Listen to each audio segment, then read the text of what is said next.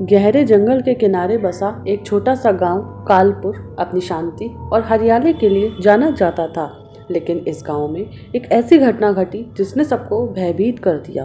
राधा एक 10 साल की मासूम लड़की जो हमेशा अपनी चंचलता और हंसी से गांव में जानी जाती थी, अचानक लापता हो जाती है।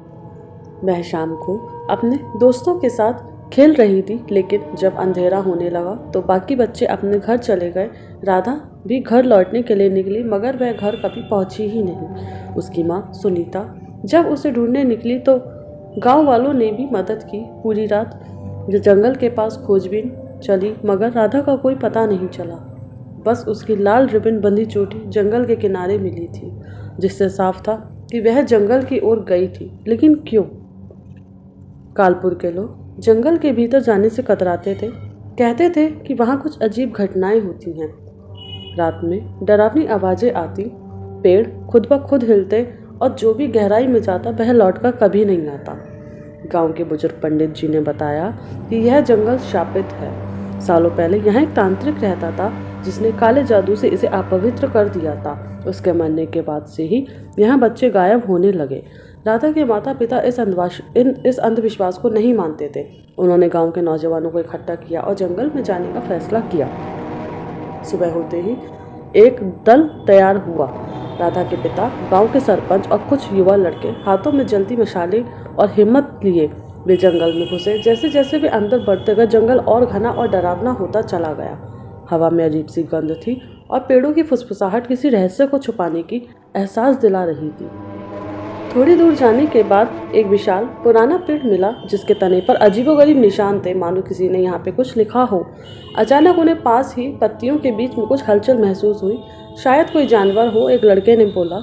लेकिन जब उन्होंने देखा तो वहाँ कुछ और था ही नहीं, राधा की दूसरी चोटी की रिबन मिली। यह सबकी रूह कांप गई। राधा यहाँ आई थी, लेकिन कहाँ गई? तभी पास से किसी के हंसने की धीमी आवाज़ आई।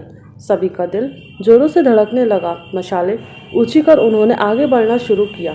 थोड़ी ही दूर एक टूटी फूटी झोपड़ी दिखाई दी जिसकी दीवारों पर अजीब चित्र बने हुए थे।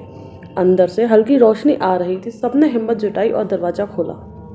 अंदर का नज़ारा देखकर सभी के पैरों तले जमीन खिसक गई। झोपड़ी के बीचों बीच एक लकड़ी के तख्ते पर राधा बैठी थी। उसकी आंखें खुली थी, मगर उसमें कोई भाव नहीं था।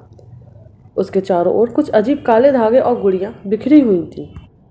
राधा की माँ ने दौड़कर उसे गले लगाया, लेकिन जैसे ही उन्होंने उसे छुआ, राधा जोर से चिल्लाई। उसकी आवाज़ इतनी डरावनी थी कि सब पीछे हट गए। अचानक झोपड़ी के कोनों में रखी मोमबत्तियाँ खुद ब खुद बुझने लगी और चारों ओर अंधेरा छा गया। तभी एक कर्कश आवाज़ गूंजी, वो मेरी है, उसे जाने मत दो। गांव के पुजारी ने झट से अपने गले से तुलसी की माला निकालकर मंत्र पढ़ने शुरू किए। तभी राधा जमीन पर गिर पड़ी और जोर जोर से हांफने लगी। अंधेरा छटने लगा और झोपड़ी में हल्की रोशनी आई। अब राधा होश में थी। उसकी माँ ने उसे कसकर पकड़कर रोने लगी।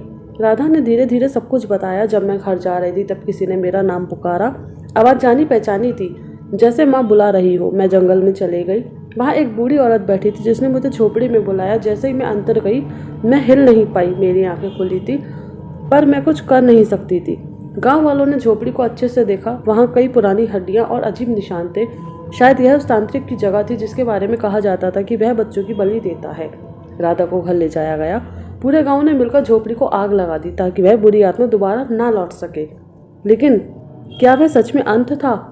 कुछ हफ्तों बाद गांव में फिर से अजीब घटनाएं होने लगी। रात में किसी के चलने की आवाज़ें आती और कभी कभी बच्चों को ऐसा लगता जैसे उन्हें उनके नाम से कोई पुकार रहा हो।